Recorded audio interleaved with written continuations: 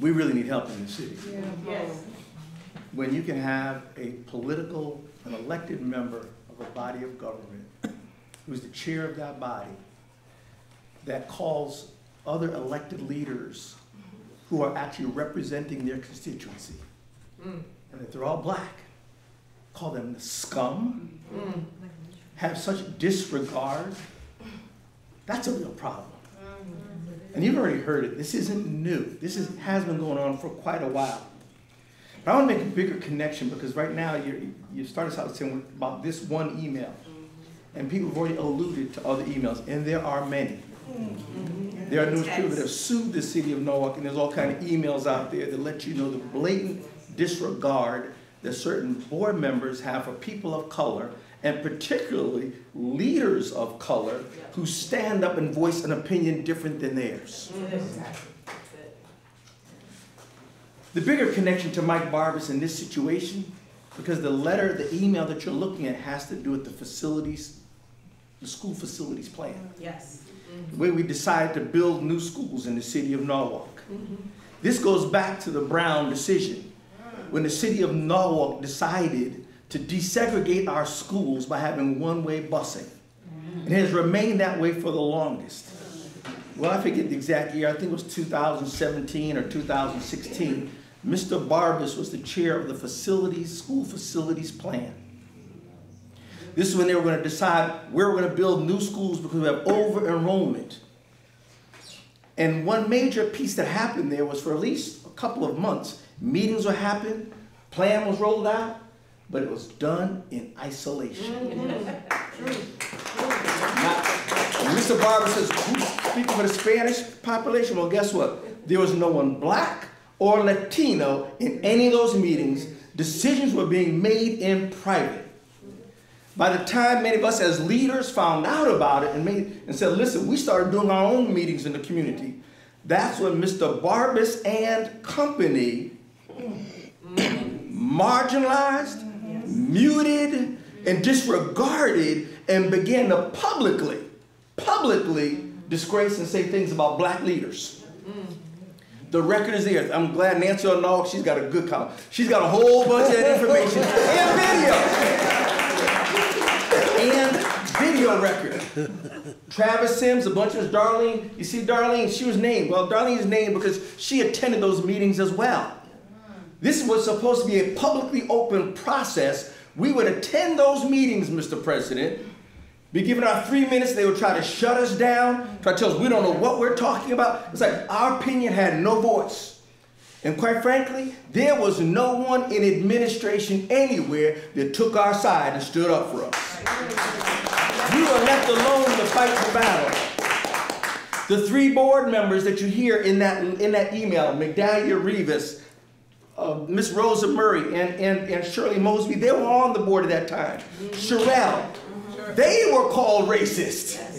While at the same, they were targeted. While at the same time, I've seen the emails. There was a litany of emails that these board members were writing about them, isolating them, not giving them information.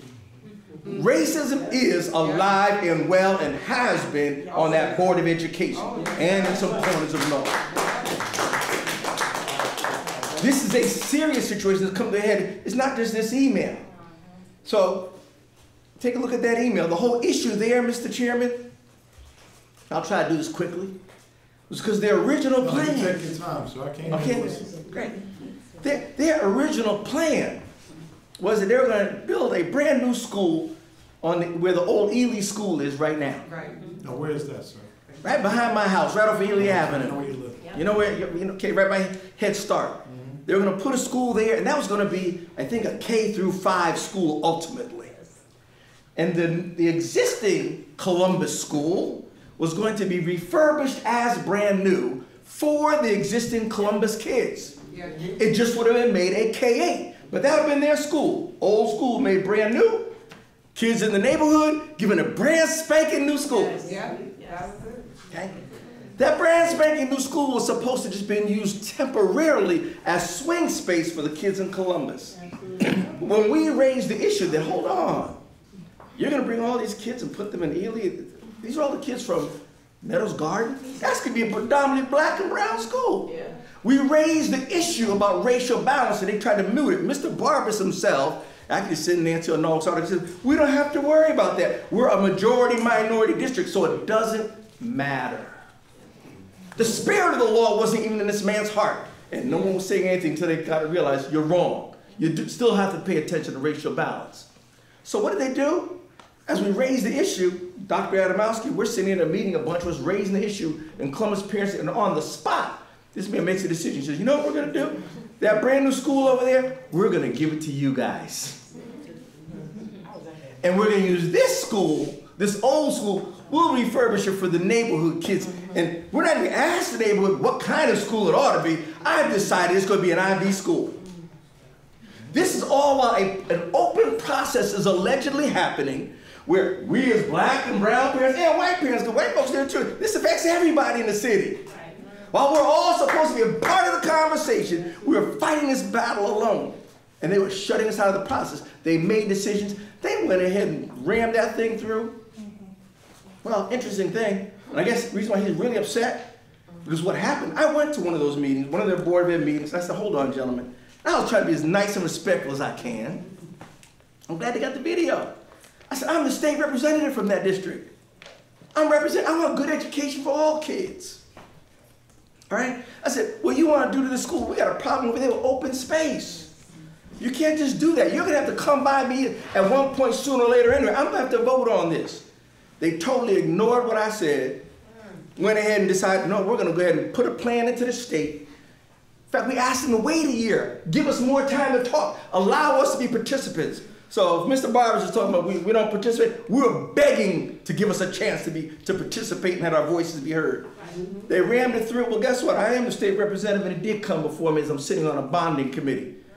They went ahead and wanted to get it done, but guess what? The application didn't even say anything. This is how corrupt these people are. They didn't even say anything about the land swap in the application. It wasn't even in there. Just want to get it done. Well, why? Why do I think they're doing that, Mr. President? Well, guess what? We're going to give the black and brown kids the old school. And quite frankly, I wonder whether they might even ever do that. One of the issues we raise is, well, what are you going to do with all these kids you got at Jefferson and racial balance? Well, we're going to bring some of them down here too. So ultimately, I'm looking at a plan that's going to put primarily black and brown kids in large numbers in the school. And that's what Mr. Barber's upset that we're objecting to. We're objecting to the fact that, guess what? There won't be the open issue anymore about whether kids of color are going to Rowayton School where his community is. Won't be the issue of how many kids of color are going to Cranberry School where Mr. Meeks and them kids are. That's right. Just send them all back. This is a serious issue that has, I don't know much further, I hope I've given you a little bit of a flavor of it, but even to this day, Mr. Barber's having a fit because Travis Sims and them said, listen, why would we want you to take our park away? You're telling us you're going to give us a grand big school with all, but why would we let you take our open space park away and swap it to something, how many miles away is that on Richards Avenue? On the other side of town. Right. And you're going to tell us you should be happy because we're going to give you a brand new school. But by the way, it's not your school. That's going to be the magnet school for the other kids from around the rest of the town. Yes. And we're supposed to be happy about this. You know, we're scum as leaders because we stand up to say this is wrong. We're scum as leaders because we say where's the administration and other folks speaking up. There are other voices. So, Mr. Chairman, maybe later I have some more comments. I did have a whole lot more to say. No, we'll be back. Very, very good. But understand this: it isn't isolated to just Mr. Barbas. The reality is you had a board of education that had 5 members while these other black and Latino leaders there. By the way, McDaddy was the only Latino there. Yes. So what are they talking about? When she was there trying to raise her voice, the way they disrespected this woman at every meeting, was horrible. They have no respect for people of color. And there's enough on record, on videotape that you can watch for yourself. Thank you.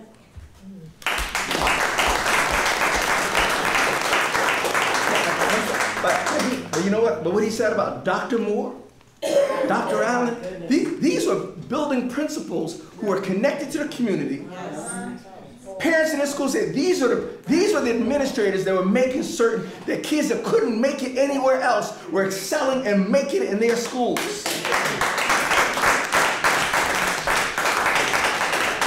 I guess they're part of the scum because that's how they got treated. That's what happens in Just for Norwalk. clarification, Dr. Moore was the principal of what school? Dr. Lynn Moore was the principal of West Rocks Middle School. West Rock? West Rocks, R-O-C-K-S. Okay, West Rock. She was. She's now an assistant principal over at Norwalk High School.